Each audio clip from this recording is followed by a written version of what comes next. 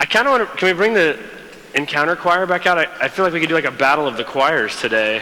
Like back and forth, a little bit of maybe anything you can do, I could do better could break out. It's pretty great by both choirs. What a blessing it is to have folks practice and invest and have talent and then offer them before us in worship that we might hear things that lift our souls and spirits in this season. As I mentioned, it's been the valley of the shadow for many. Perhaps it's been a time of renewal and joy for you. Either way, this is exactly where we're supposed to be.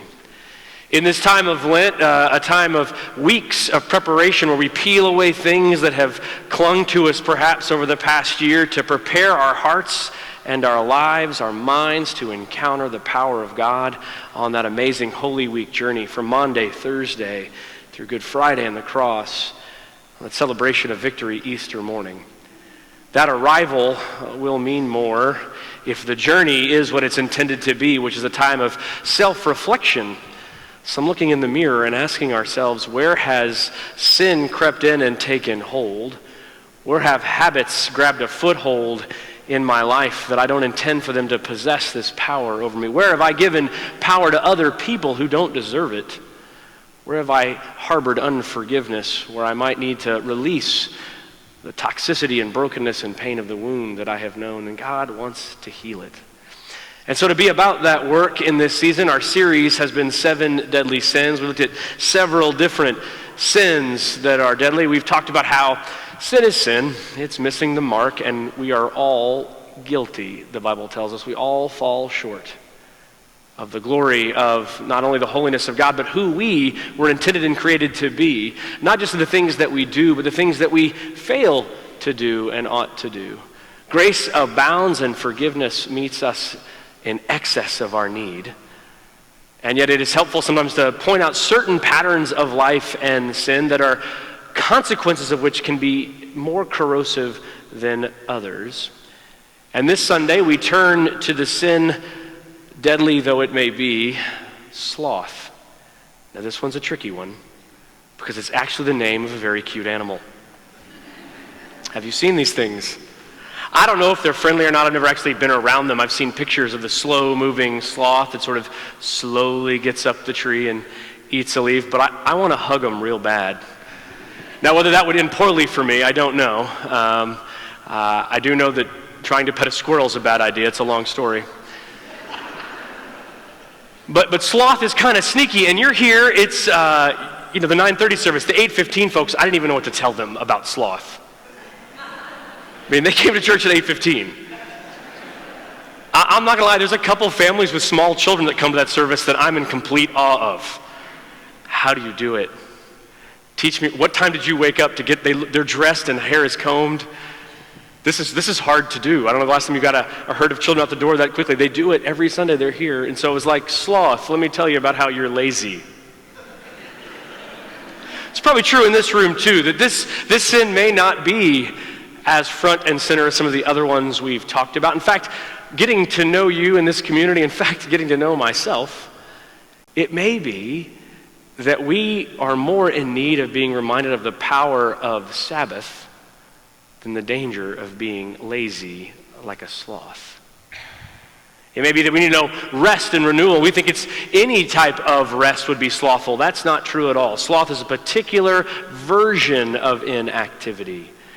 Sometimes we're exactly right in resting in quietness of body and of being.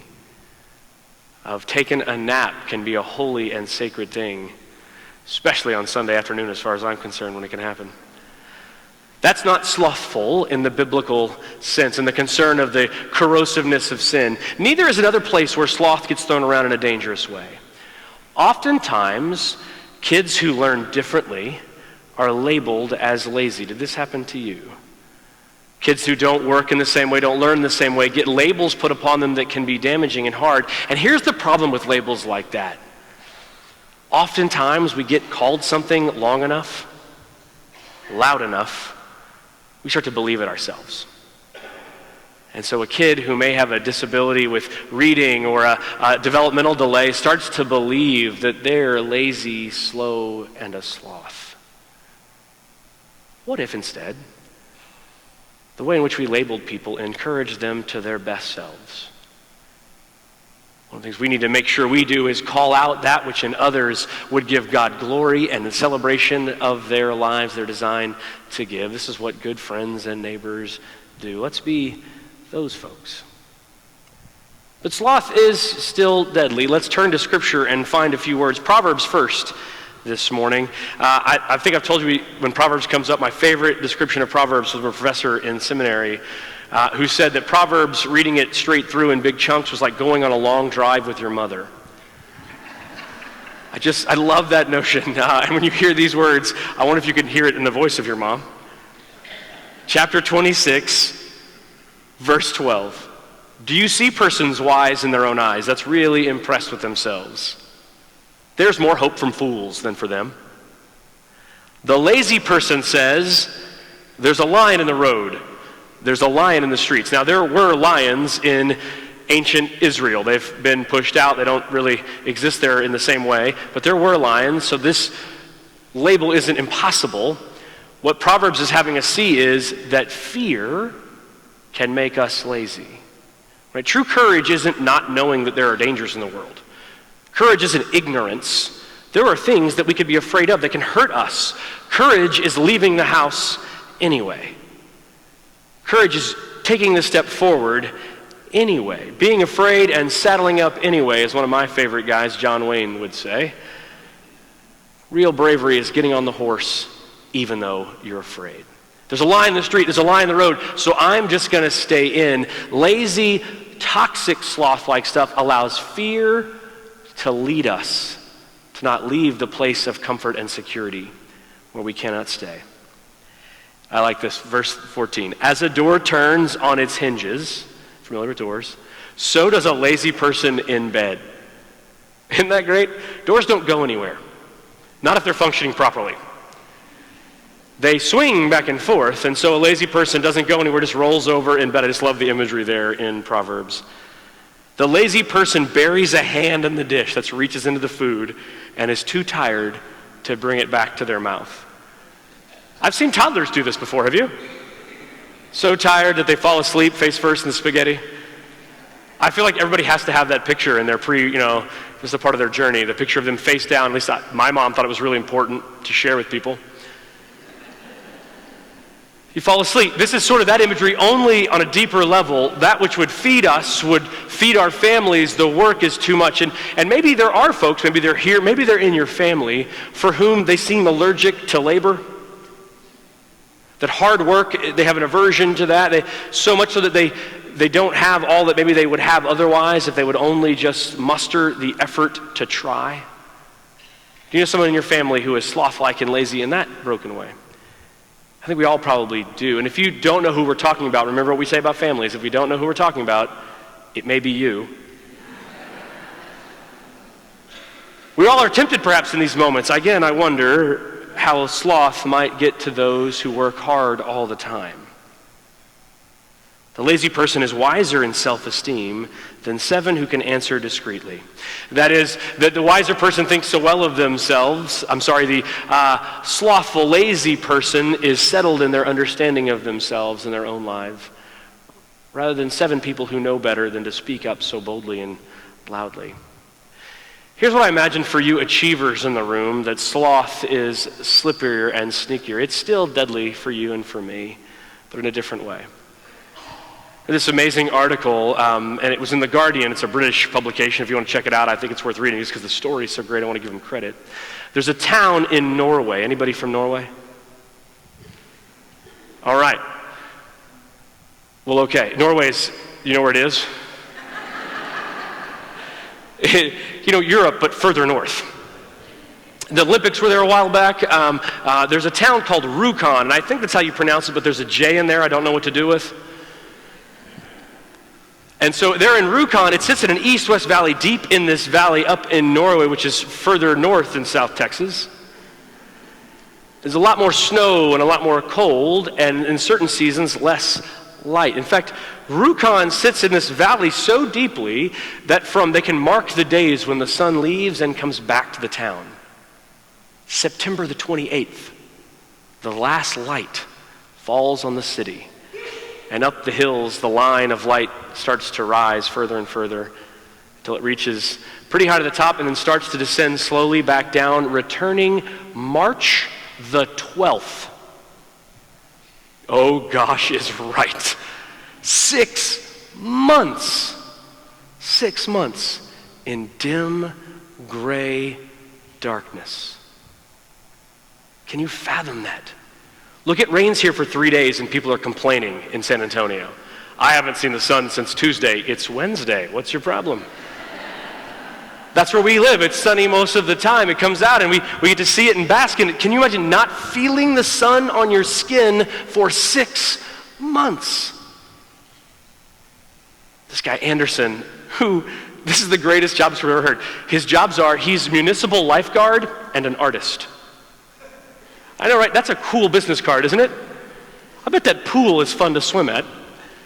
So Martin Anderson comes up with this plan. He learns that another town in Italy had a similar problem because of the mountains around it and had put up a mirror to reflect some light down. And the Italian one diffused the light over much of the city, didn't bring a lot of warmth, but it was kind of a neat idea. And so a stadium in Arizona was using mirrors to reflect the sun to a part of the stadium to grow grass in that stadium. So he thought, what if we put up some powered mirrors and deflect that light down into the valley? So he goes to the city leaders and says, I've got this idea. Here's what we do. We'll bring light to the city. And they go, no thanks. In fact, during the campaign to get it done, as the city debated whether or not to do this, there was a Facebook page in opposition. There was a letter-writing campaign to stop the mirrors. They were worried about maintenance costs. Public funds could go to things like fixing potholes. We know about that. Putting another nurse or two in the care facility that's in the town. The town only has about 3,500 people or so as permanent residents. It's an old town. It was built as a company town to harness the power of the waterfall that's nearby. Hydroelectric, one of the first ones in the world, and it picked up all this power, and that's the remnant of this town, and now it sits in darkness, and Martin Anderson had a plan. It was from outside Oslo and other places where the funding came from. They thought this was a really cool idea. And if it didn't work, at least it would be some kind of art installation on the hill and they could tell the story of it. In fact, it's not a new problem in the town. They built a trolley car, one of those gondola type things, to take people up to the top in the winter, fall, and spring, basically, to go experience some sun. They have great quotes in the article from people in the town. After 12 years, they installed the mirrors. And it reflects light down into the city center, and it returns 80 to 90% of the intensity of the sun to those spots. It's warm. Ingrid is a retired secretary that's quoted in the story, and she says, it's amazing, I come up here every day just to get a bit of sun, and I stand here, and it's warming. Not physically warming, it's mentally warming.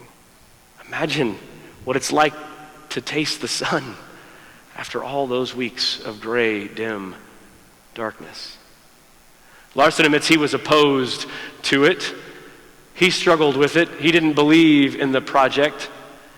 He remembers growing up there, walking home from school, and he wouldn't look up anymore because after a while, watching that line of sun move away just made it worse. And he said, the only way to survive the season here is to stop imagining that the sun exists. Another said that he was opposed to it, and now standing in the warmth of it, he said, I was wrong. Just look at it. Look at the people's faces.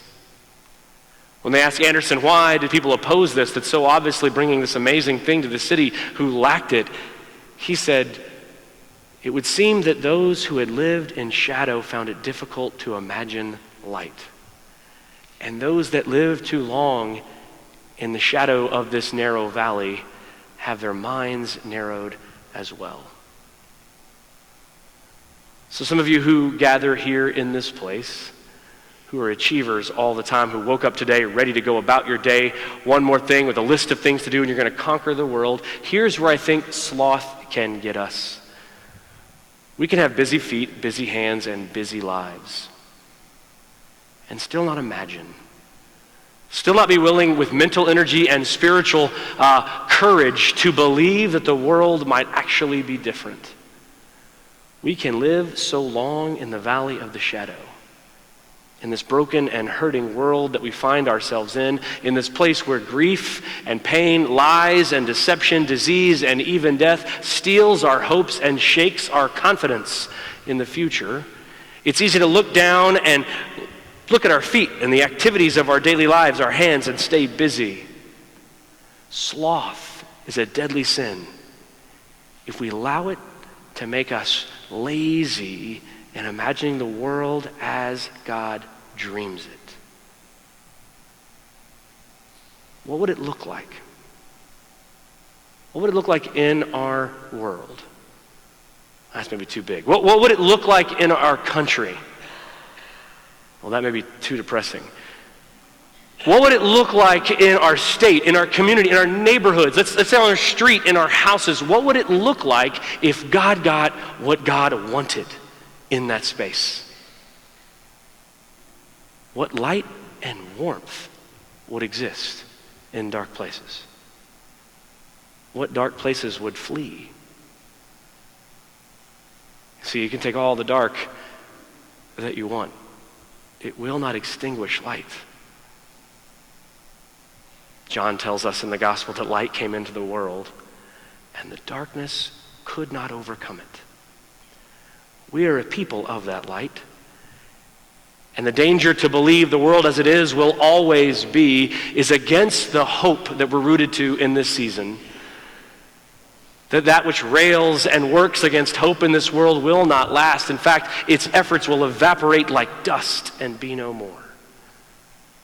But you and I live in a world, we have an elementary school next door and a high school next to that. We got a city all around us that darkness creeps in, and there's plenty of people, maybe it's us, that are so used to the dark that if somebody came and said, look, I've seen this light, it's amazing, you got to feel what this feels like. Just look up. Look up. And the warmth and light is possible a few steps from where you are. They say, nah, I'm good. The way it is the way it will be. Maybe they've said I'm lazy and worthless for long enough that now I believe it. And no breaking in of light or bringing of warmth, I believe, can change it.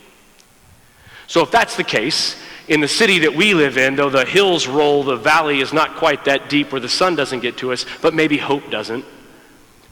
If there are places within our circle of responsibility on the ground in which God is imagining his kingdom coming, where it would be different if God got what he wanted in Lock Hill and in Chavano and in Braun and in San Antonio and in Helotes and in Gray Forest, if it would look different because of that, and the people there don't yet believe it, it may be that it takes an outside investment, of people that will say and come, we'll come do the work. We'll climb up the hill. And we'll make sure that we're cleaned up and washed up. In fact, we'll get washed in the power of that blood the kids sang about. So clean, so washed white as snow, as they sang, that it might reflect off our garments and our lives like mirrors. And it might bounce down into the hearts and hopes of those who live in a valley of darkness. The calling and challenge of being God's people in this day is to be energetic in spirit and imagination and prayer, that we might bold enough to believe that what God wants in the world can happen in our midst. That the prayer we said earlier can be our marching instructions, that his will would indeed be done here on earth, not abstractly, but on this bit of dirt, as it already is in heaven. This is the ancient role that God has given people from the very beginning. Do you remember? He puts them in a garden and says, take care of all this cool stuff I've made. Take care of each other. And in the afternoon, let's meet together and let's talk. When the breeze blows, I'll come and we'll chat together. And that's all good until the lies are spoken, the fruit is eaten, the fall occurs, and Adam and Eve trade the abundance of God for the scarcity and anxiety and fear of our present world. A world that humans get to be in charge of, rather than Jesus being Lord over us. God's lordship is rejected in that moment. Remember the job. Take care of the earth, take care of each other, and reflect me. Israel's given the same task. Let them know that there is a God in Israel. Let it bounce off of you and the temple in which you worship, that all the nations around you might know. And now in the hope and power of Jesus Christ and his gospel, it falls to us to reflect this light to a hurting and broken world. And in the cold places, may the warmth, even if it's only an 80%, 90% reflective rate, I'll take that. Would you take that? Of God's grace bouncing off of you? It bounces off better, by the way, under mirrors that get cleaned up. Those mirrors have to be maintained and cleaned, and they're powered. So too must a people of God continually in Lent peel away those things that keep us from reflecting the love and light that God pours on to us. May we be so bold as to believe and to pray, to be courageous in our feet. There may be lions out there, but we shall go anyway. A word from Hebrews to call us to this work. The writer from Hebrews has been talking about the danger of falling away, about how people have not matured in the community in the way they need to because there's work to do. They need meat, not milk, and they haven't grown up enough to chew on the meat. Get teeth, Hebrews tells his hearers. That you should have the basic instructions down. The foundation should be done. The infrastructure's in place. You've repented. You know about baptism. You know about judgment. Even though, verse 9, even though we speak in this way, beloved, I love this, we are confident of better things in your case. Things that belong to salvation. This is the work that you're a part of. For God is not unjust. He will not overlook your work and the love that you showed for his sake in serving the saints, as you still do. The work of our life, the reflection of God's love, is not lost on God. He is near and knows it. And we want each one of you to show the same diligence so as to realize the full insurance of hope to the very end. That is, do not stop working. Do not let sloth take over your mind, your feet, your hands, your heart. Don't let this corrosive inability to imagine a world that could be different steal from you the hope that will be fulfilled in the end, so that you may not become sluggish, but imitators of those who through faith and patience inherit the promises. Here ends the reading, the word of God for the people of God. Thanks be indeed to God for the invitation and the challenge, for the capacity and the call to courage, to be his people in this place, in this moment, in this time. Friends, we only get so many decades. Maybe just a few years spins around this sun. We are called to use them in ways of boldness and passion, as God has shown us in Jesus, that we might reflect the boldness and passion of the God we've come to know. So however many moments we have, these are ours.